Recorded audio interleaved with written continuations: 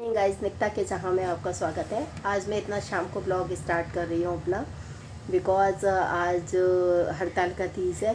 ये देखिए हमारे मंडप कितना अच्छा सजा हुआ है। ये शंकर भगवान का मंडप सजा हुआ है और ये मिट्टी के शंकर भगवान का पूरा परिवार है, मिट्टी के बने हुए हैं ये, और पूरा परिवार है इनका। फल हैं, बेलपत्री हैं, तरह तरह के फूल हैं, हर तरह के फूल हैं, कमल गट्टे के फूल, ये कमल के फूल हैं, गुलाब के फूल हैं, दूब है, दूब गणेश भगवान को दूब चढ़ाई जाती है, और धतूरे के पत्ते हैं, धतूरे हैं, मतलब जो शंकर भगवान को सबसे प्रिय होता है, भांग है, सब भगवान पे चढ़ाया जाता है। ये दुग्धाभिषेक का टाइम हो गया है, अभिषेक का। अब हम ये शंकर भगवान पे ये मेरी सास दुग्धाभिषेक कर रही हैं, ये मेरी मामी सास हैं वो कर रही हैं, फिर मैंने भी दूध से अभिषेक किया है शंकर भगवान का।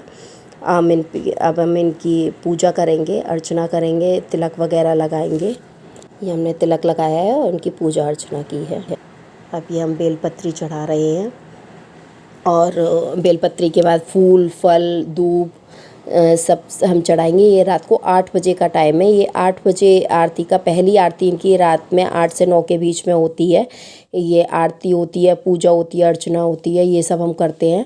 फिर इसके बाद आगे भी बहुत सारे प्रोसेस हैं। वीडियो को आप बने रहिएगा, देखते रहिएगा।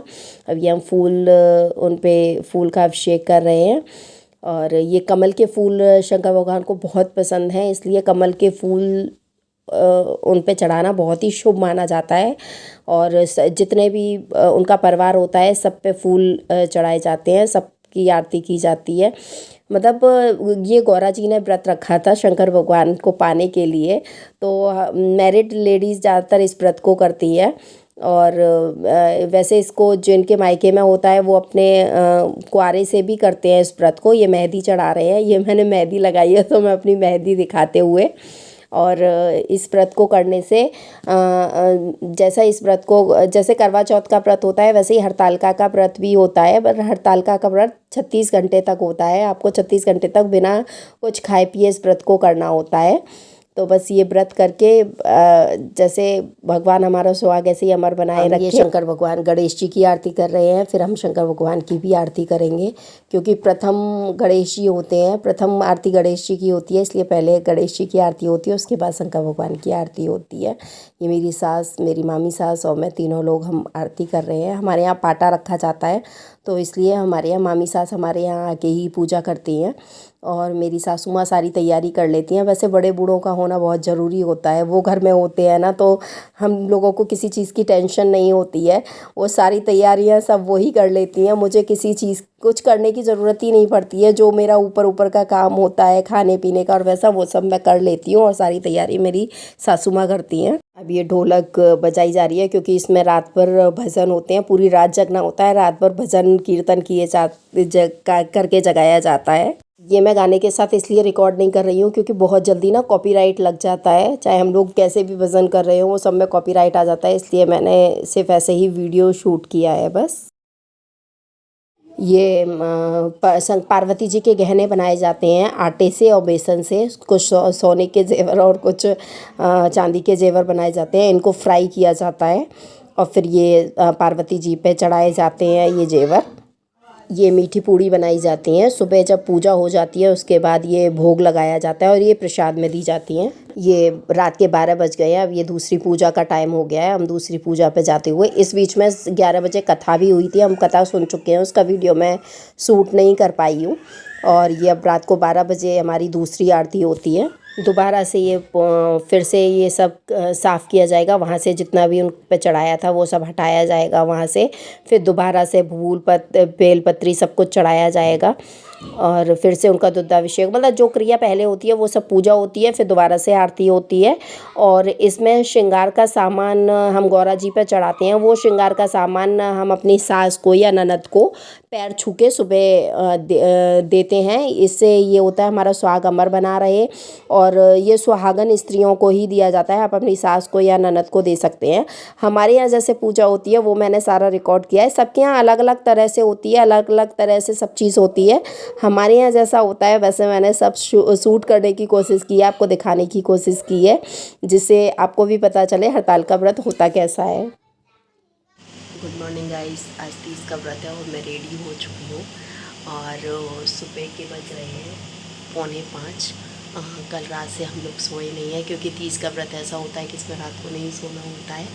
तो बस अब नहा धो के तैयार हो गए हैं, अब आज पूजा करते हैं। ये 4:45 बज रहे हैं। अब मैं अंदर जा रही हूँ पूजा करने के लिए। ये मेरी सास और मेरी मामी सास महावर लगा रही हैं। अब मैं भी महावर लगा के अब पूजा करूँगी। हमारी पूजा हो चुकी है।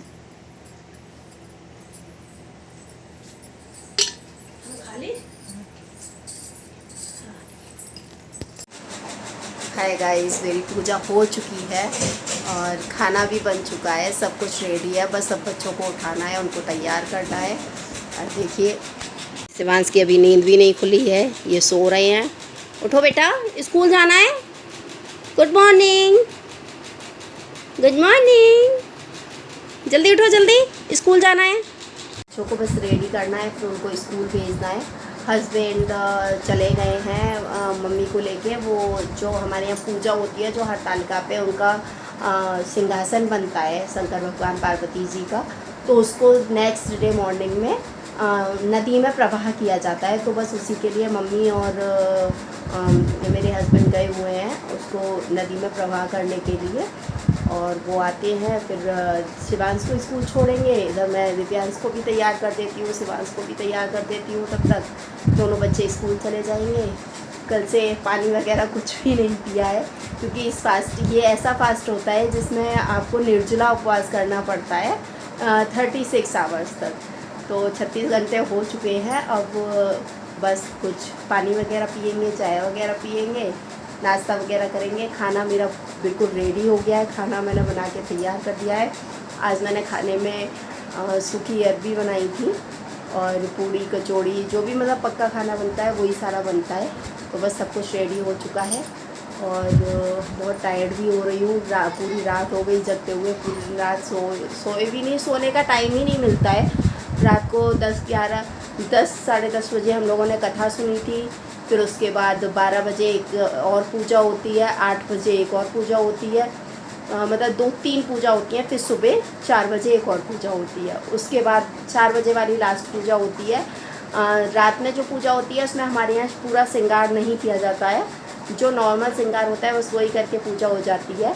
और जब सुबह वाली पूजा होती है तब पूरा श्रृंगार किया जाता है। इस आफ्टरनून टाइम हो चुका है। सुबह 30 का व्रत खोलने के बाद बच्चे स्कूल चले गए थे। उसके बाद मैंने कुछ नाश्ता वगैरह किया, व्रत खोला अपना। फिर उसके बाद मैं सो गई थी। 12 साढ़े 12 बजे सोकर उठी। फिर हस्बैंड को नाश्ता वगैरह बना के दिया, वो ड्यूटी के लिए निकल गए थे। फिर बच्चे आए स्कूल से, बच्चों को सुलाया। छोटा वाला सो गया है, बड़ा वाला ट्यूशन गया हुआ है। अब मैं अपना लंच करने जा रही हूँ। गाइस, नाइट आज हम अपने ब्लॉग को यहीं पर एंड करते हैं और मेरे चैनल को लाइक एंड सब्सक्राइब कीजिएगा, शेयर कीजिएगा। Thank you.